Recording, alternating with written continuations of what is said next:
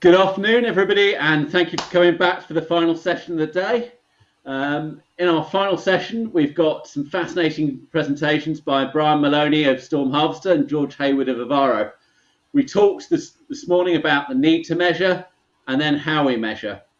In this final session, we're going to talk about how we manage. We've always said all the way through, measure to manage. In this session, we're going to talk about how we manage, and we've got some great solutions that have been put into practice and how we manage the wastewater system. So our first speaker is Brian Moloney of StormHarvester, and he's going to be talking about using artificial intelligence to detect sewer blockages. Brian, do you want to take it away? Perfect. Thanks, Oliver. Thank you very much for that introduction, and delighted to be here and speaking and presenting to everybody on this topic. So what I'm going to do and what we're going to present here is a proof of concept project that we ran with Wessex Water starting in 2019, where we were detecting blockages for them in real time using data from their existing sensor network, primarily their EDM sensors, their level sensors that they had across the network, focusing in the path area, and show you sort of the methodology that was applied and the results that were achieved from doing this. Before we do that, I'm just going to give you a brief introduction into what we do, using 2 slides just to give you a little bit of an introduction into our company. So what we're all about is using hyperlocal rainfall forecasting, and this was touched on quite a lot earlier, and I'd like to actually bring some meaning to the word hyperlocal and what that actually means. What are we actually doing in terms of the forecasting, and then using machine learning with your hyperlocal to actually optimize across drainage networks. So we work in 3 different areas. We work largely around prediction, so predicting what's going to happen in real time. So doing machine learning to predict what's going to happen across your network in real time. Once you can predict, you can put thresholds and you can start to do analysis to understand, are we in the right situation with the sewers? Are the pumps working correctly? To actually layer a level of analysis around the machine learning. And the third one then is actually doing something with this, where you will actually go and take an intervention. So you'll preemptively, based on a prediction that you have, and based on the current situation in the networks, you'll actually go and take an action to improve the overall performance of the networks. Very quickly, I am just going to give a little bit about the company, just to see where we fit in the overall sort of industry and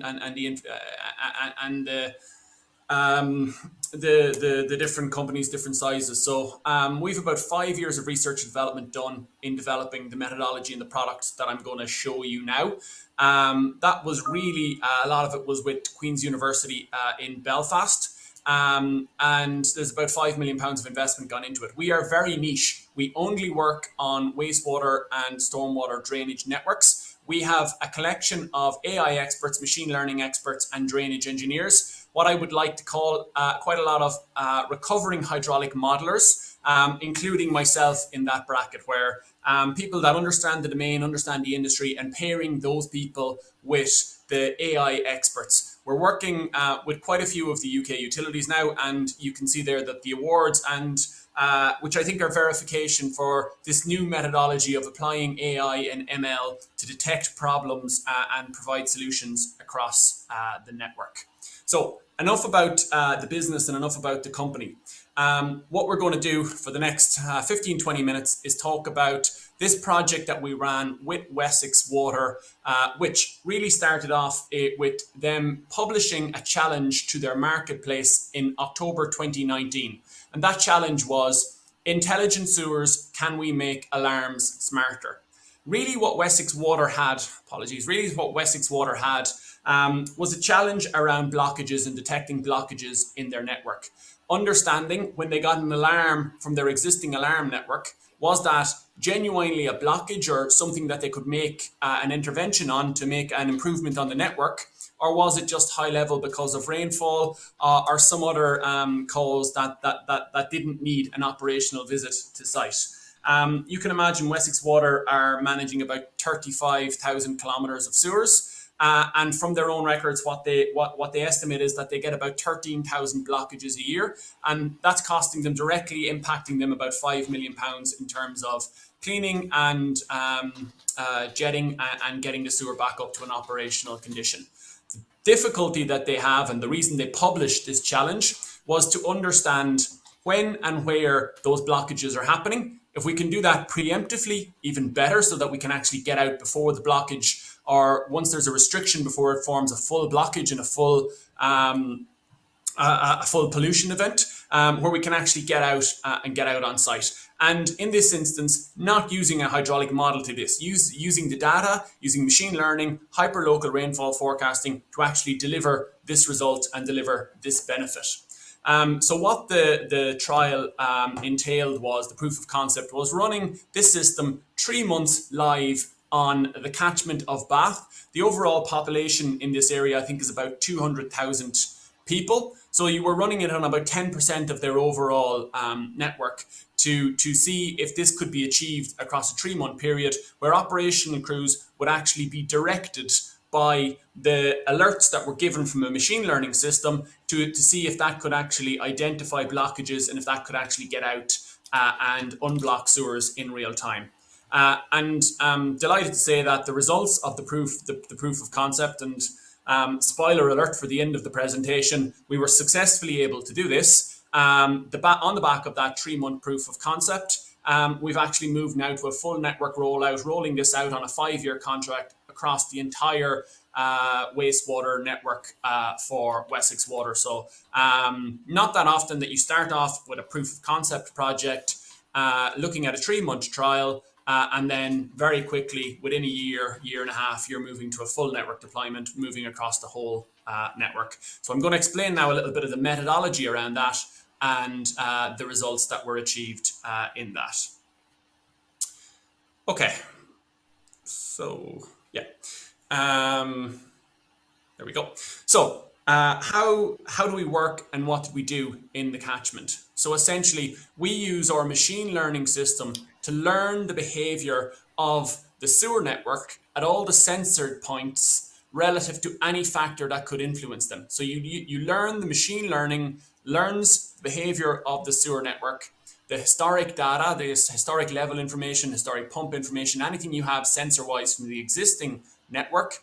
We used about 2 years of data to learn the behavior of the system, and then we used any influencing factor that could influence the level of the sewer. And we started off looking initially at rainfall, hyperlocal rainfall, and then we moved on. About 20-25% of the assets were being affected by infiltration, some of them being affected by boreholes and groundwater level. So we started to add into the machine learning feature sets different factors that could affect the river level to improve our predictions. And really, that's a critical point here, is that you're not just looking at hyperlocal rainfall, you're actually looking at borehole information to get an indication of groundwater ingress. You're looking at local river levels, if you've got any inflow coming in from the river levels, and anything as well as that, looking at on the tidal patterns. Not so much relevant to Bath, but since we've moved out of Bath and we've moved into different areas, particularly Bristol, you're seeing tidal patterns affecting the sewer performance and sewer levels at any point in time,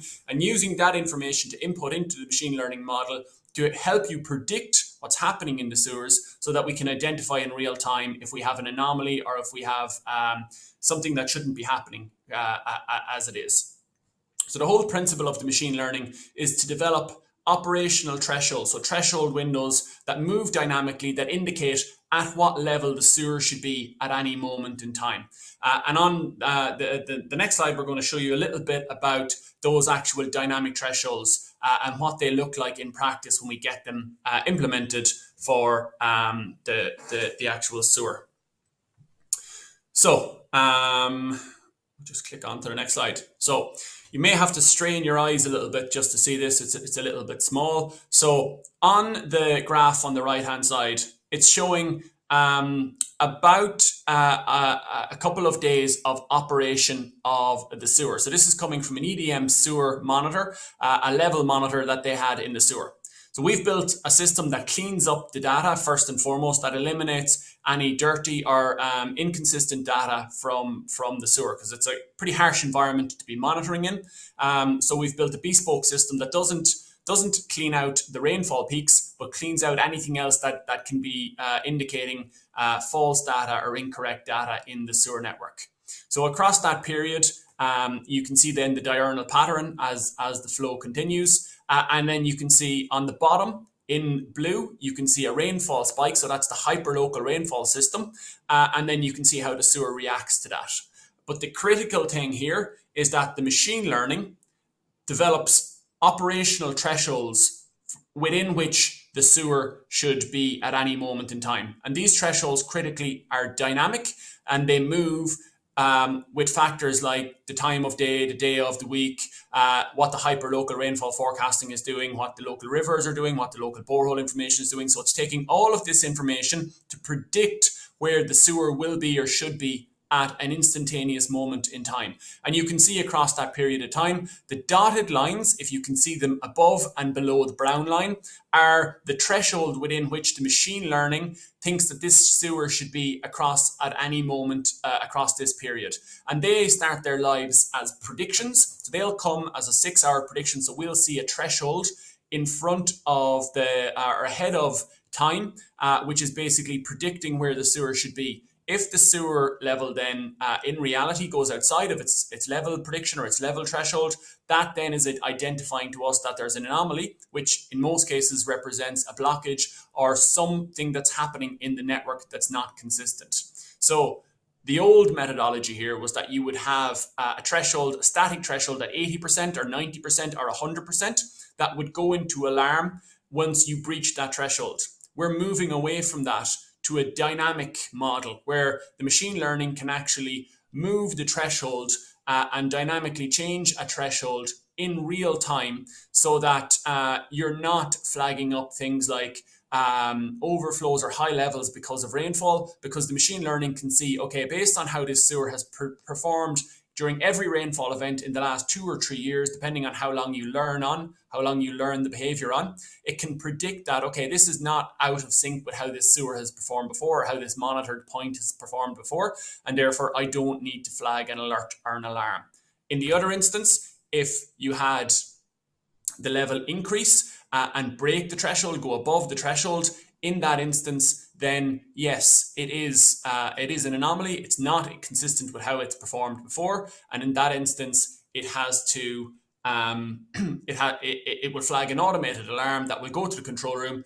That will then be investigated by the operational crew. And the key here is a condition-based maintenance system where you're trying to get the operational crews to the critical points in real time before you end up having pollution events across parts of your network. So in terms of the proof of concept that we ran, so I said earlier that we were working in the live system on the Bath network, on the Bath catchment.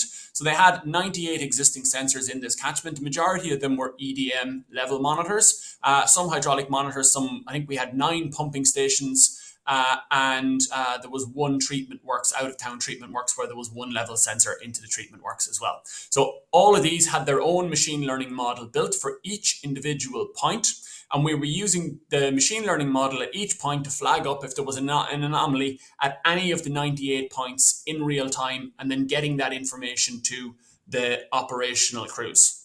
I spoke before about the hyperlocal rainfall forecasts. So what we're doing is we're going 1 step beyond the kilometre or kilometre and a half or 2 kilometre square grid that you'll get from your standard Met Office output from an Outcast system. We're actually taking an individual coordinate. So we're doing a 3D interpolation on the hyperlocal rainfall as it exists. So we're not associating each asset with the center point of the grid, a rainfall grid that it sits in. We're actually looking at a coordinate point and doing an interpolation on the 3D plane that the forecast is coming in to give us a point in time, to give us an actual coordinate point for a rainfall file. So if you've got two assets that are 50 meters apart, you're going to get two different, very similar, but two different rainfall files for those assets based on the prediction and based on the system that we're running here. And we saw a significant improvement in our machine learning model accuracy scores when we did this, compared to when you just use the center point of the kilometer square grid or kilometer and a half grid, whatever you're getting in that location from an output from somebody like the Met Office.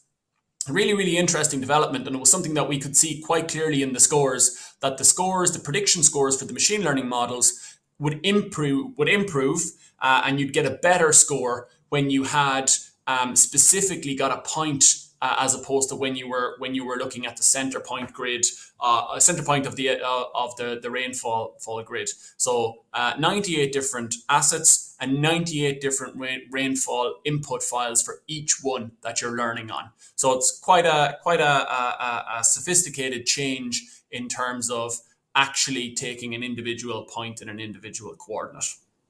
And then in terms of the results that were achieved, then in terms of what we got. So every alert that we sent to Wessex Water was taken by the operational crews, and it was investigated, either a desktop investigation or a site visit if that was deemed to be required by the operational crews based on the data and the alert that was sent.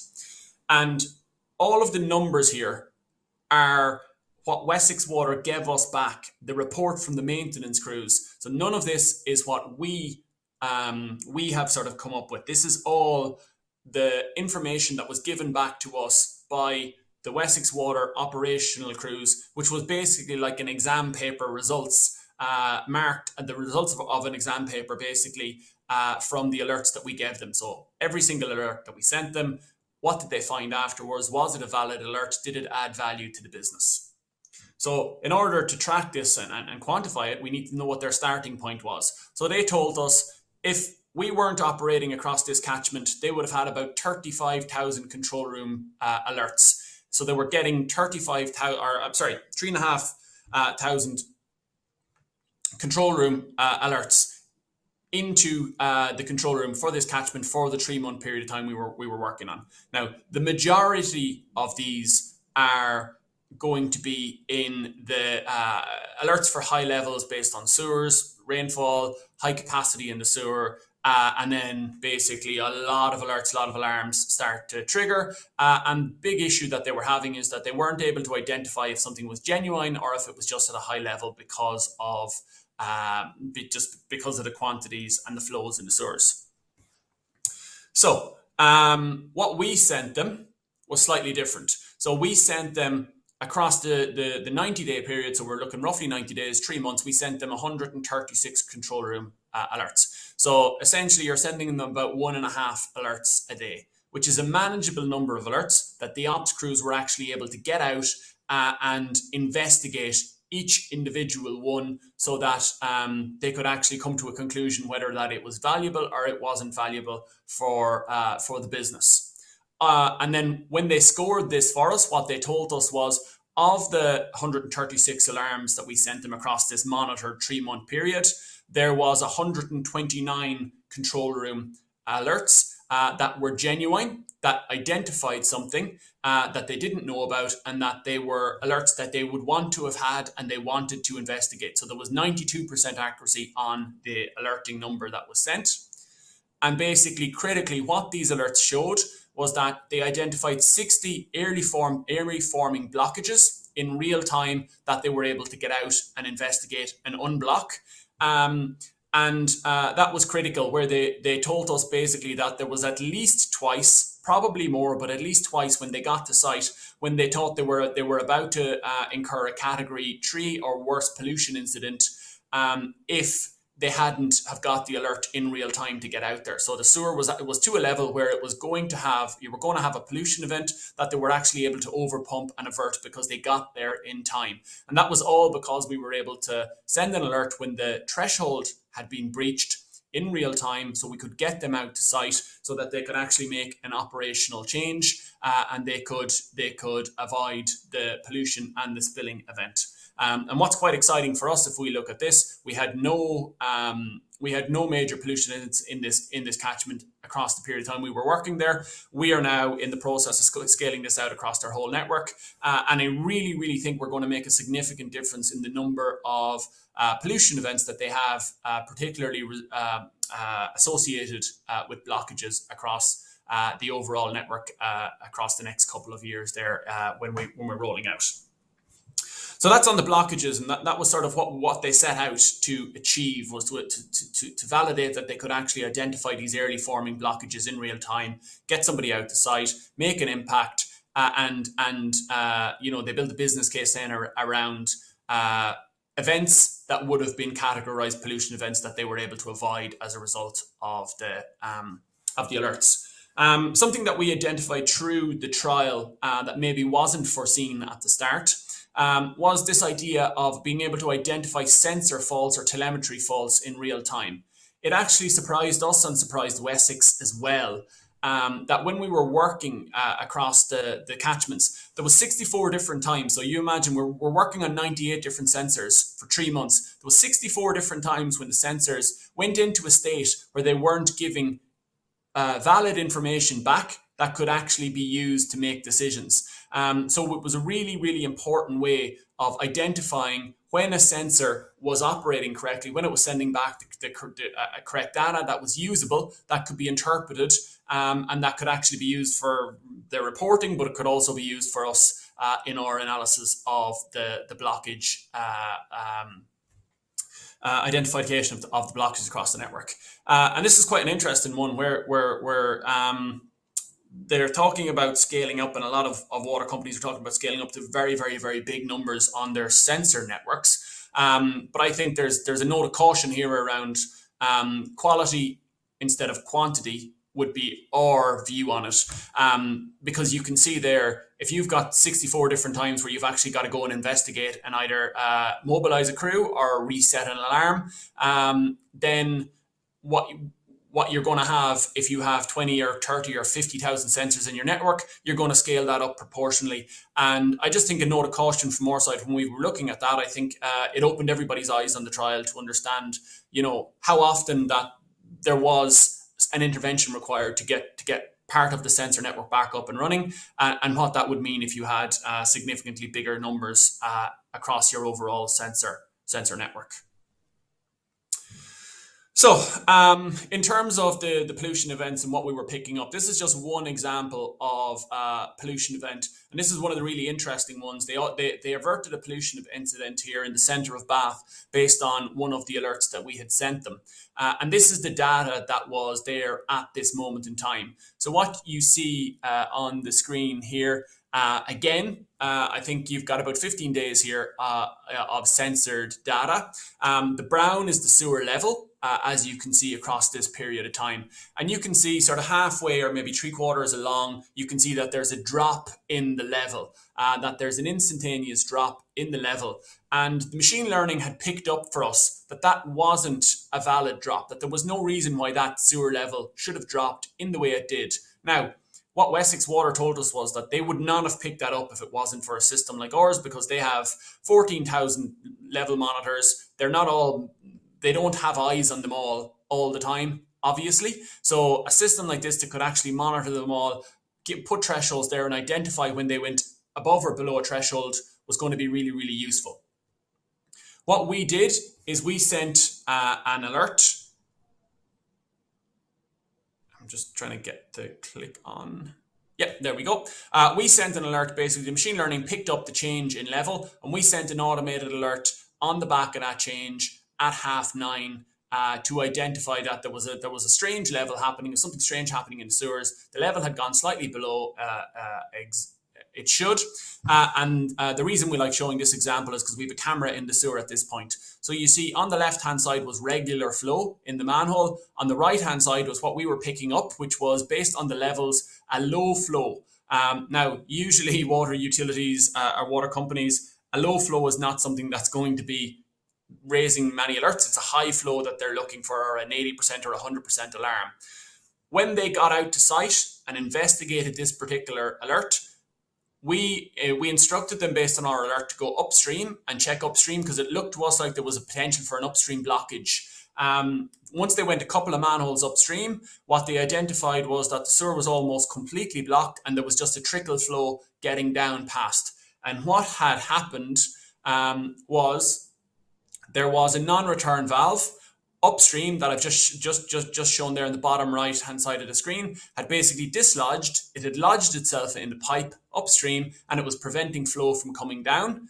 And this basically, the build-up, they reckon, was about an hour or 2 hours away from being a pollution event, or a pollution/flooding event, where they were likely to have, because it was just upstream of the CSO, they were likely to have pollution on the road and on the streets, and they were likely to have got a customer call about right outside a tourist area having some pollution. So quite a nasty event that we were able to avoid based on identifying a low level, which is quite interesting. Usually you're picking up a high level, but also using a two-way threshold to pick up a low level here. So that's just one good example, one really interesting example where you actually use the level data, you monitor it, you identify an alert or an alarm, and you get somebody out on site to remedy a problem which averts a pollution incident, which I think is quite powerful, particularly if you're able to move that out across the whole network, like we are now.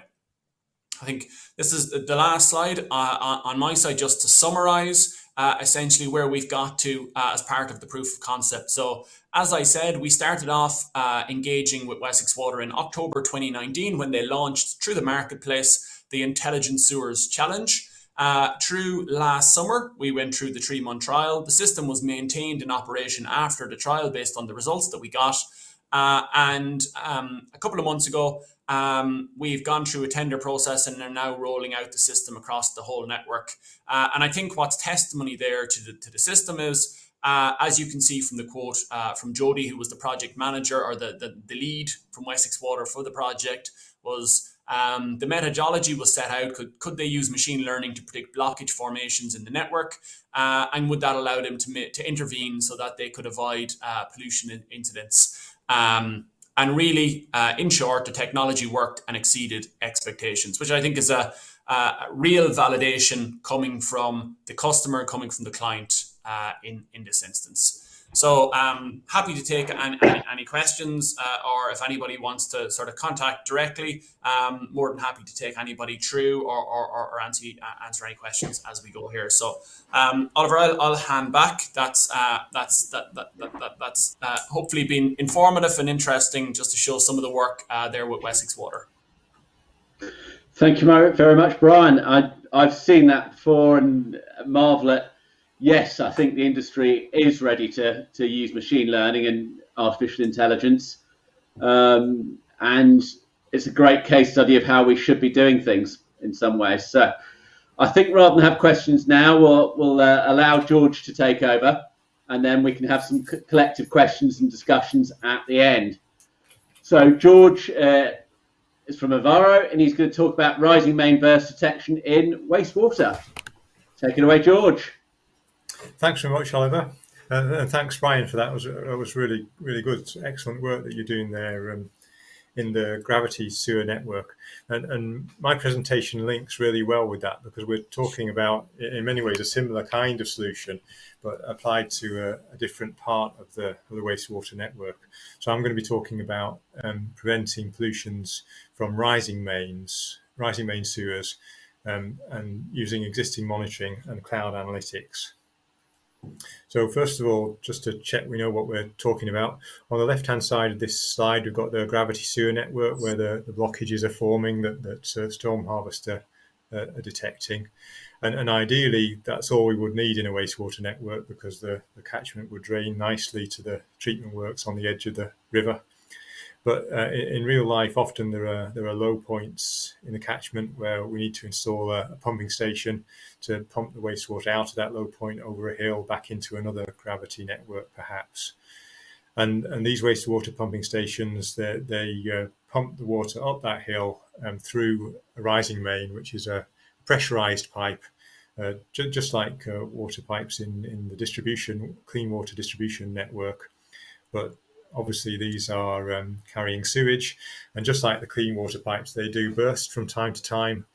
But because it's sewage, it's a different kind of event, because we've got wastewater being pumped out into the environment, and that will often cause a pollution incident. And the way that these events are normally detected is this little chap here who's out in the early morning with his owner, and he smells something that shouldn't be there, and his owner becomes aware of this and gets on the telephone to the water company, or worse, the Environment Agency, and that's not what anybody wants to happen.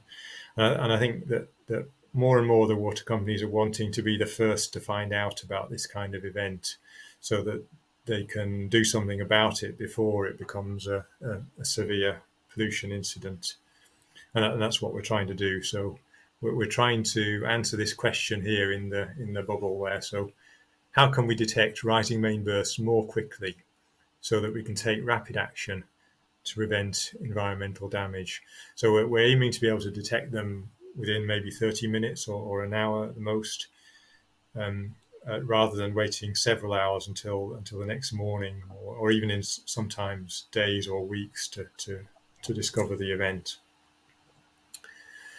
So what's the problem? Why is this important? Obviously, environmental pollution is something that we all want to prevent.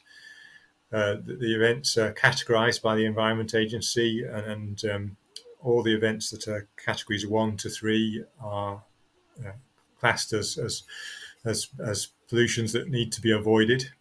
And in the current 5-year period in England and Wales, those events are subject to approximately £75,000 outcome delivery incentive, which means that water companies are penalised for each one of these events to that degree.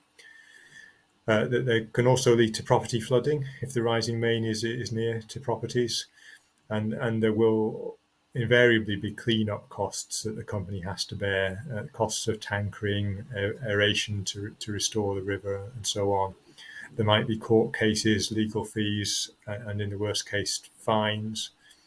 There'll be Environment Agency enforcement undertakings, potentially. You might have to pay compensation to landowners. There'll be the costs of internal investigations and external investigations by the EA. There'll be PR costs because of the local media coverage, and there'll be potentially reputational damage. And that news coverage on the right there is just an example of some from an event in the Wessex Water area. Sorry, Wessex Water, not meaning to point you out. It's something that all the companies are suffering from.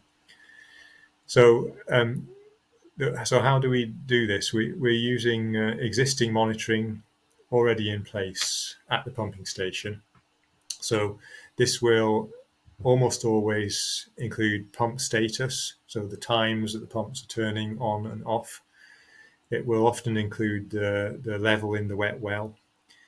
And in some cases, there will also be monitoring of pressure and flow, and that will be coming back through an existing remote telemetry unit into a central SCADA telemetry system. And the data look something like this. So you can see there that there is a blue line, which is the flow, and on the left-hand side, you can see the pumps turning on and off as the wet well fills and then empties.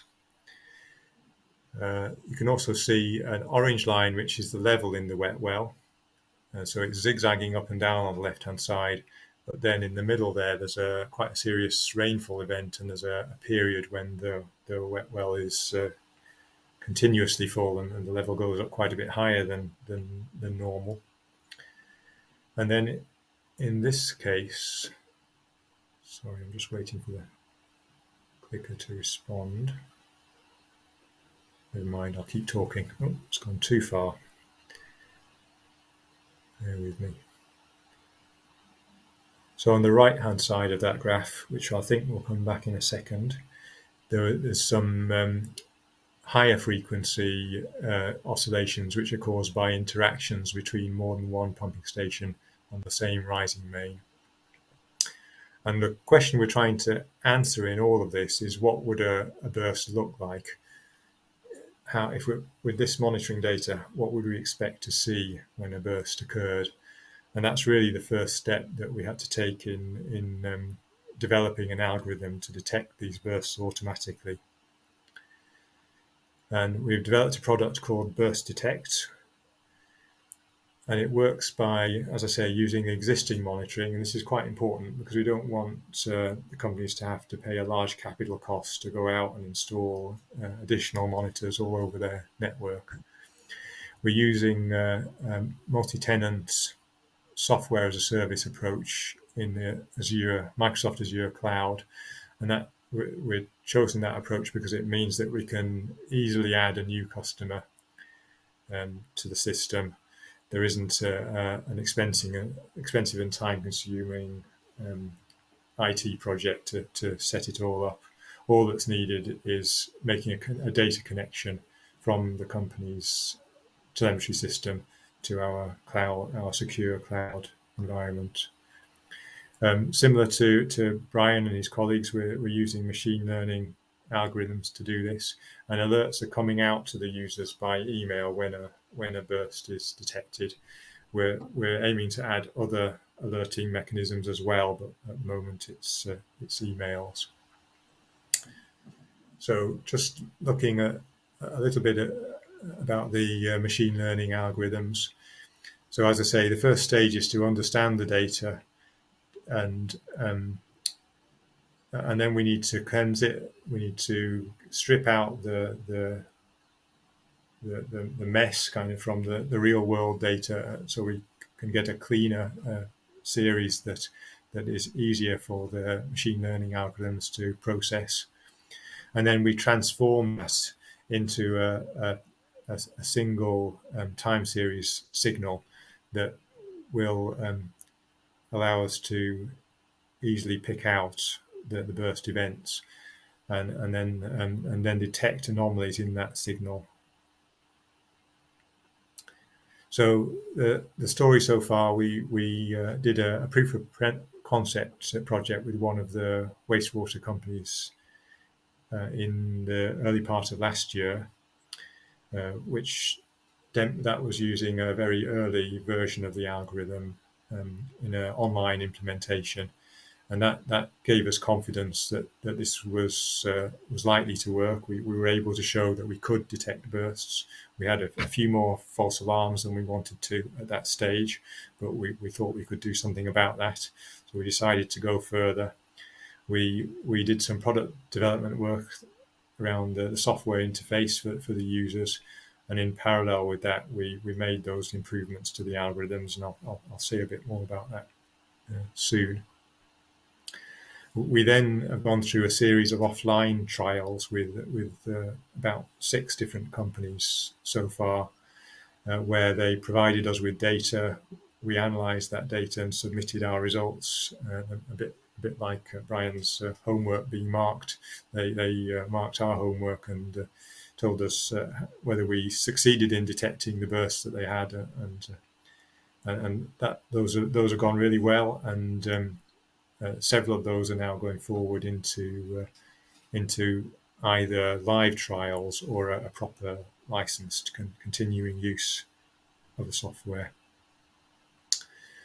So we've now got a portfolio of different algorithms that are applied automatically to the data according to suitability. So depending on which signals there are at a particular pumping station, the different algorithms get applied. The first one was using the maximal data set, so it was using pump status, flow, and pressure. And then because we were finding that a lot of the potential customers were saying that they only had flow and pressure data at a minority of their pumping stations, we started seeing how far we could go with reducing that data set. And we began first by dropping the flow data and looking at whether we could detect with just pump status and pressure. And we found that we could. So we went one step further and tried to do it with the pump status data only. And this was obviously really desirable because almost all of the pumping station stock have got pump status monitoring. And again, we were able to detect blockages just with the pump status data. It's perhaps a little bit less sensitive than the first algorithm, but it's still performing very well, we found. These have been tested now against a large data set, so it includes data from 6 companies and 85 different pumping stations, about 12 months per station on average, and more than 30 burst events. So I've just got a few graphs now that show you the some examples of events from those trials, and apologies that these are kind of working quality rather than presentation quality, but hopefully you can see what's going on. So the blue dots there are flow, and the green dots are pressure, and the red and purple lines at the bottom there are the pumps turning on and off. And you can see in this case that there is something going on there in that yellow area, and we can zoom in a bit.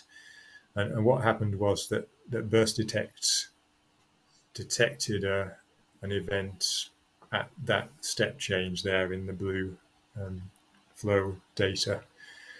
It was detected at about 11:30 on the 22nd of January, and that was a severe pollution event that could have been avoided. And that was using algorithm 1, as I say. So looking at number 2 here is a little bit more subtle. And again, the blue dots in the middle are flow, and the green ones towards the top are pressure. And we put on some horizontal yellow dotted lines here just so you can see what horizontal looks like. And it's not that easy to see, but there is a small increase in flow over that period, and perhaps also a small decrease in pressure. And that's generally what the algorithms are looking for, is an increase in flow and a decrease in pressure. This one is very gradual, but because it's also very stable, it was possible to detect this. And the algorithms issued an alert at about 10:02 on the 28th of June. And it wasn't until the 21st of July in this case that the company became aware of this event, because it wasn't particularly big and it was in quite a remote location. It was something they didn't find out about for quite a long period.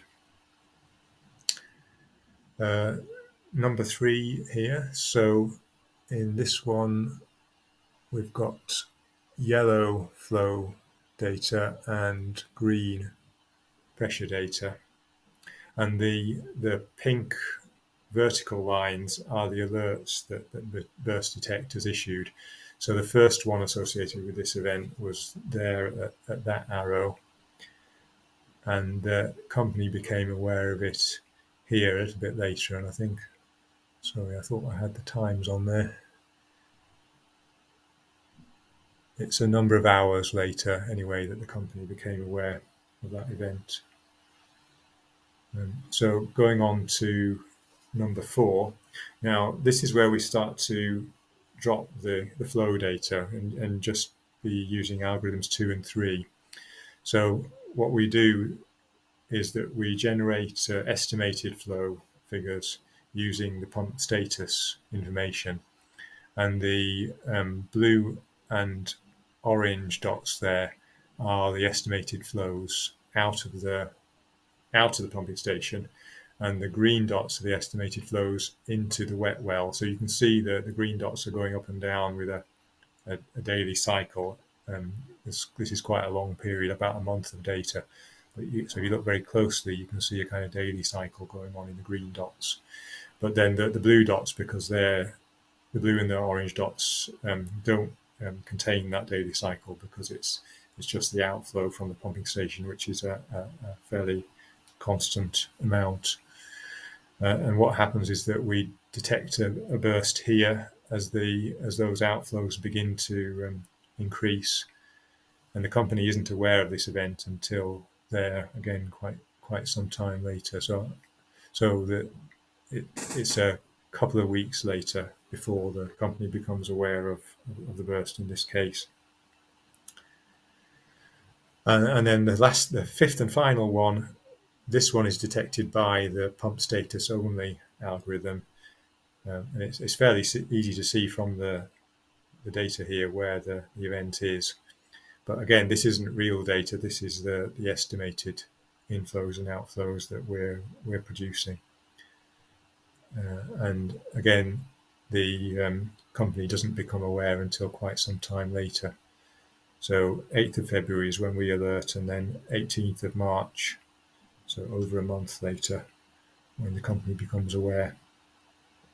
So you can see from those examples that we're picking up the bursts often quite a long time in advance of current methods, and sometimes using a fairly small data set to do it. So just to give a little bit of summary of some of the offline studies. So number one, study for company number one, we had data for 28 sites, and these were all using flow pressure and pump status. And we detected a burst 4 hours before the current methods, and then another long-running burst over a month before the current methods. For company two, we had 16 pumping stations. There were 2 bursts which we successfully detected, and one of those was 3 weeks before current methods. For company 3, 11 pumping stations, again for over a year, we detected 2 bursts, and this is a recent one where we were using the pump status only algorithm. So we're really pleased to see these results, and one of them was 3 days before the current methods. And then company number 4, we had 3 pumping stations, and there was a bit of a different mix of data between the pumping stations. So number 1 had a full data set. We detected 5 bursts. This was a very bad rising main. Number 2, we detected 1 burst with pressure and status. And then number 3, we detected a burst with status only. So just to give a bit of a summary of the overall performance that we're seeing. So first of all, we're finding that about 70% of bursts are visible within the monitoring data. So that means that there's something there that can be seen by a human or by a machine. The other 30% are events that are generally too far up the rising main, too far away from the pumping station, and or too small in volume. And as a result, there is no hydraulic signature at the pumping station, so there's just no way that those are going to be detected by this kind of approach. But a lot of the majority of bursts we're finding are visible, and of those visible bursts, we can detect about 90% by our algorithms. And false alerts is really important, because if it's going to cost too much to investigate all these events, then that's no good. We're finding that we're getting about 1 false alert per pumping station per year, and we're thinking that's about the acceptable level, and we're getting feedback from the companies to that effect. It's not that each one of these requires a visit to the site. What we're finding is that usually it just requires a very quick 2 or 3 minute inspection of the data by the user, and to determine whether it's appropriate to send someone out to site, and that very quickly eliminates any false alerts from requiring any more time spent on them. And the software makes that process very easy, because the alert takes them straight to a screen that they need to see, and they can quickly diagnose what's going on. So a little bit of learning from the trials that we've done to date. So as I say, smaller bursts at the downstream end might not be visible, might not be detectable. Monitoring frequencies. So where we're using the flow data and the pressure data, we're finding that it works best with 5-minute or 1-minute monitoring. With 15-minute monitoring, it also works well, but it works less well where you've just got a small wet well and the time that the pump is turned on for is too short, really, to get a decent number of data points in that period.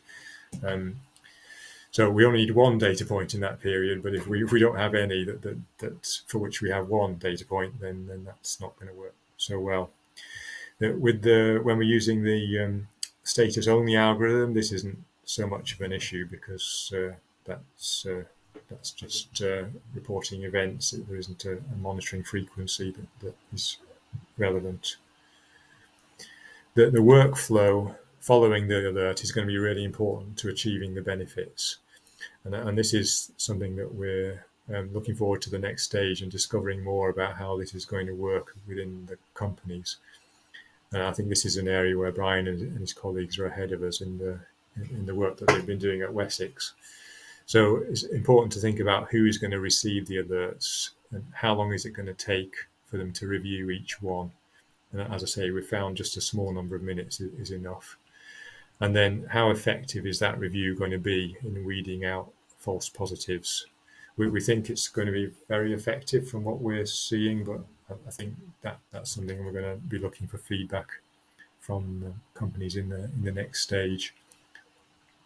And the thing we particularly want to avoid is triggering unnecessary site visits. And then finally, we've found that it can be useful to be aware of any operational changes that are going on when interpreting those alerts. If there's some maintenance work going on at the pumping station, then it'd be good to know about that when you're looking at the alert that's coming in. Okay, so this is my last slide. So what's special about the solution that we're providing here? So first of all, it's focusing specifically on rising main bursts, which there isn't really much on the market that is doing that at the moment. And it's not requiring any additional hardware. It's aiming to work with a very wide range of monitoring setups, ideally to achieve 100% coverage of the pumping stations in a company. It's detecting the bursts rapidly and certainly a lot more quickly than current methods. It's easy to set up. And then the last one there, I think, will become increasingly important because the bigger, as this begins to be used by more customers, we'll be gathering a larger and larger data set, and that data set will enable the algorithms to develop and provide better results, and also enable our data scientists to improve those algorithms as well as we go forward. And that's the end, Oliver. So I'll hand back to you, and very happy to have any questions. So thank you very much, George. You're on mute. Fascinating. You're fine. Hopefully I've taken myself off. Yeah, that's right. Fascinating, and I think complementary solutions, to be honest. One on the gravity network in the main, and one on the pumping station network, on the rising main network. We do have a couple of questions from Jacqueline Diaz-Nieto from Yorkshire Water. What's the nature of the existing monitoring used for the approach? So it's monitoring at the pumping station, pump signals turning on and off, flow monitoring at maybe 15 minutes, maybe 5 minutes frequency generally, and then and pressure monitoring. The status is the only one that's essential there. If you've got either one of the other two, then that will help, and we might be able to be a little bit more sensitive with those. But we're wanting it to work even with the minimum of monitoring.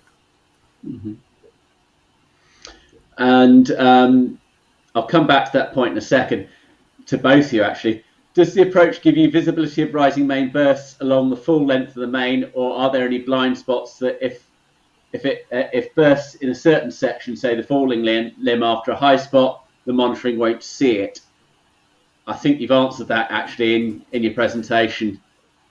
Yeah, certainly the kind of far end can be difficult to spot them. If you're going over the high spot, the falling limb,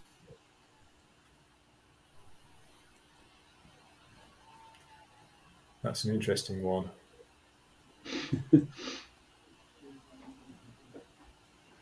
I think it should still. I think it should still be able to detect it. I think it will still be easier.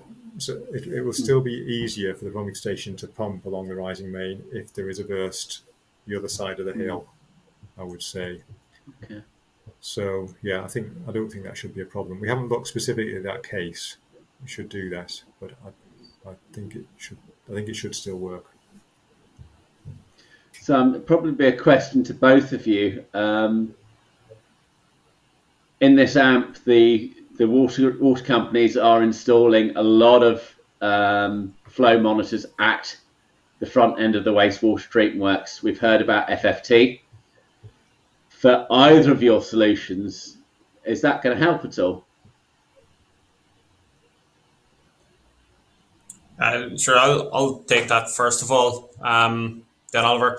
I think it will help. The more data you have across the overall network, the better informed you're going to be, and the more trends you can pick up, and the more anomaly detection you can do across the overall network. So I think in terms of picking up blockages, it will help. Definitely, just the inherent nature of having more data, having more monitoring is going to help to detect more anomalies. I think no particular preference for exactly the solution we presented today for having monitoring at the inlet to the treatment works. It's just a general more monitoring is better. But obviously, as I pointed out with the sensors, there's probably a push point there that you would get to where you're better off having quality monitoring rather than just blanketing it with devices that are going to give you maintenance problems.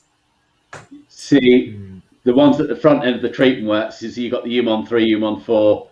They are going to be actively quality managed. Yeah. So they will be, and there'll be a known uncertainty. I know what we've seen from a lot of the digital twin solutions, and I'm thinking of it specifically, the one in Valencia, is they've had to, all right, it's been on the clean water network, but they've had to know the uncertainty of every single device. So there is that active knowledge of the data quality there, which I think is a fascinating approach. And I think probably throughout today, we've talked about quality, quality, quality, and we've talked about not misinforming. That works on the practical solutions that are out there, but also with the public outreach as well. And I think those are interesting points. We've got a couple of comments from Kathy Bora from Thames Water. One's to you, Brian. Great work preventing some pollutions. Really shows the direct environmental benefit that can come from this data, not just understanding our impact, but using it to actively intervene and prevent harm. Absolutely. Again,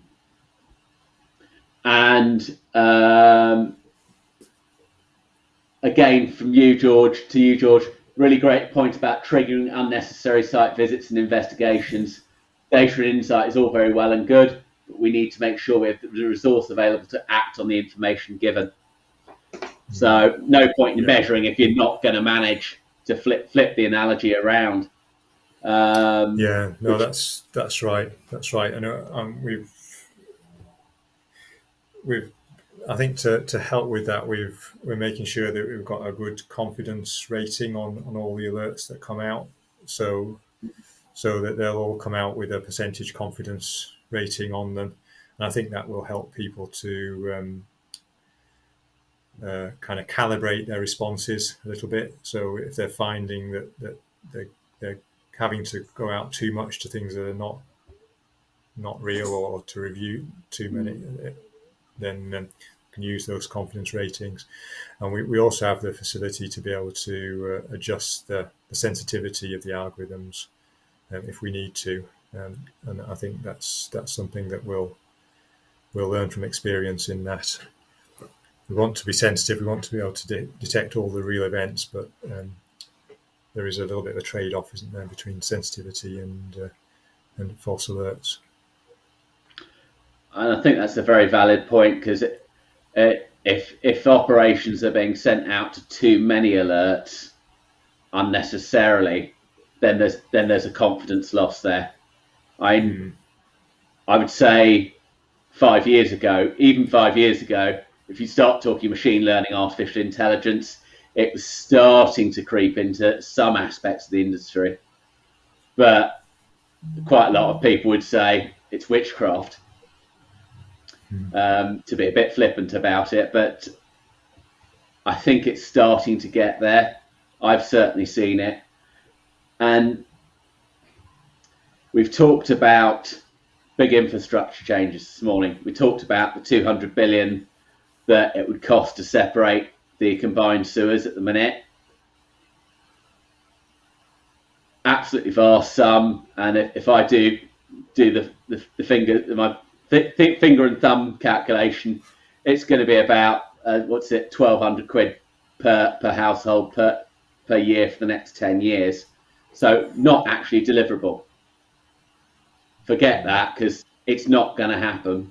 We can't ask the customers, because no matter what the value, there'll be some customers who are on the breadline for that. Water poverty would go up through the roof. Not going to happen. But obviously we have to address the pollution problem.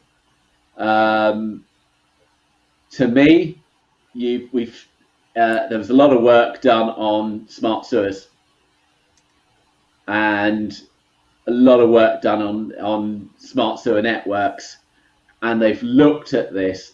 Do you think we're taking that first tentative steps towards smart networks? I think we are. I think it is a first step. I don't know what you think, Brian, but the fact that more instrumentation is being put in sewer networks is beginning to pave the way for that.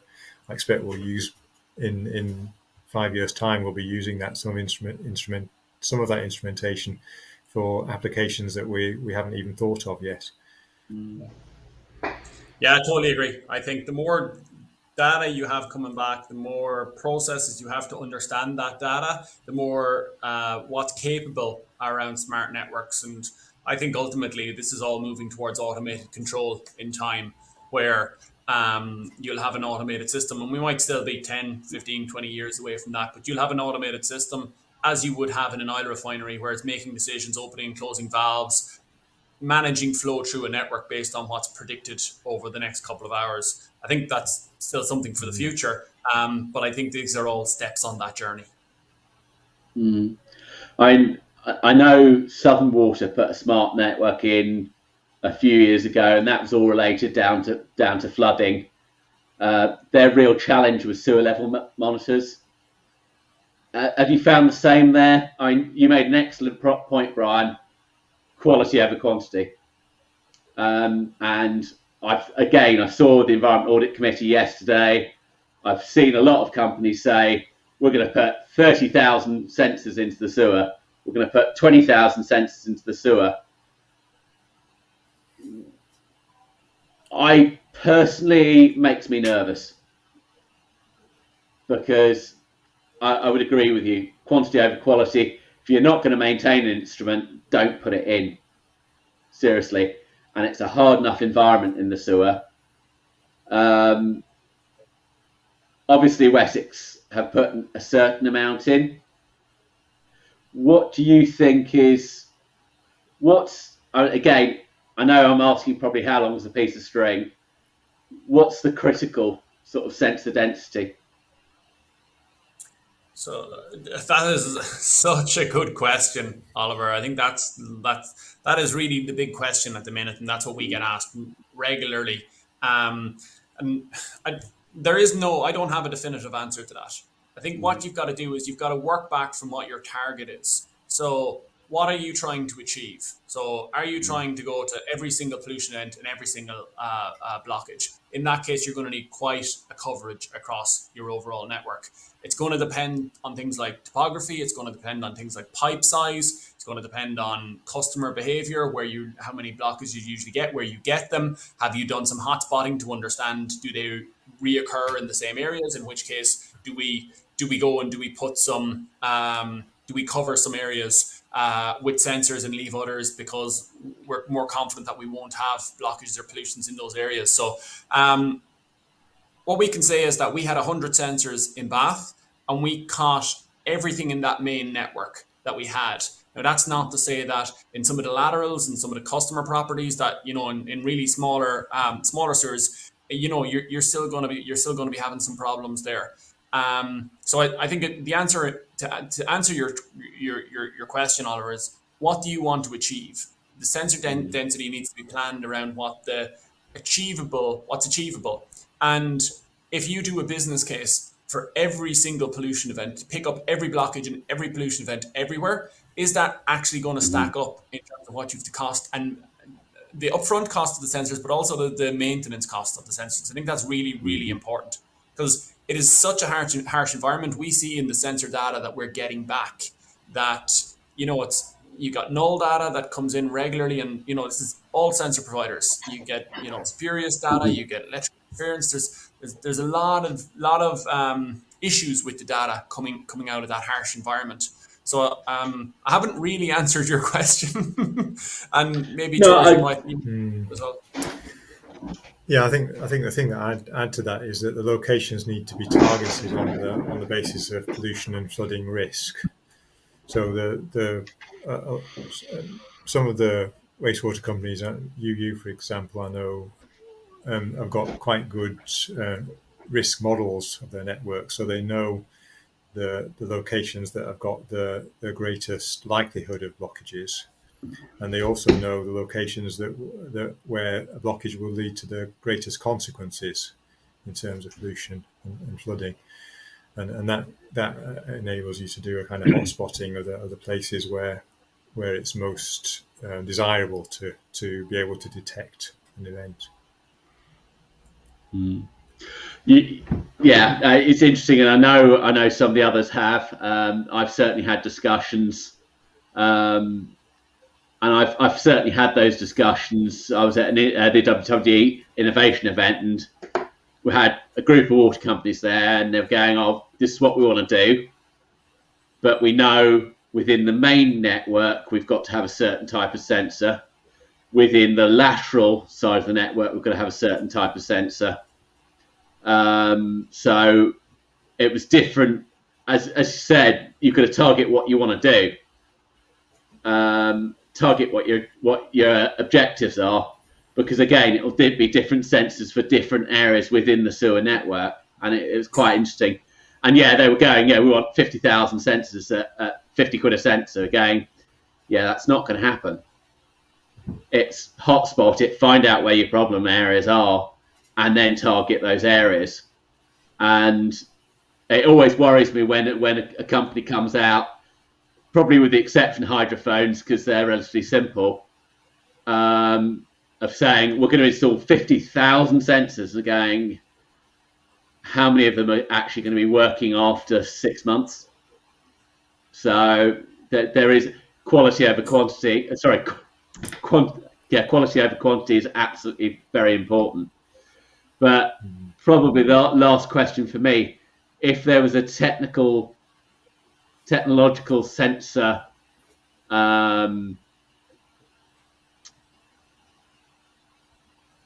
sensor that you wanted, a technological development that you'd like that would help your approaches, what would it be, if anything? Yeah, that's a really interesting one. I think a lot of the limitation is coming from the data transfer. So majority of sensors that we see will report once a day. at your EDM sites, any hydraulic level monitoring that's happening across the network, unless they go into certain alert conditions, in which case they go more into a real-time alerting.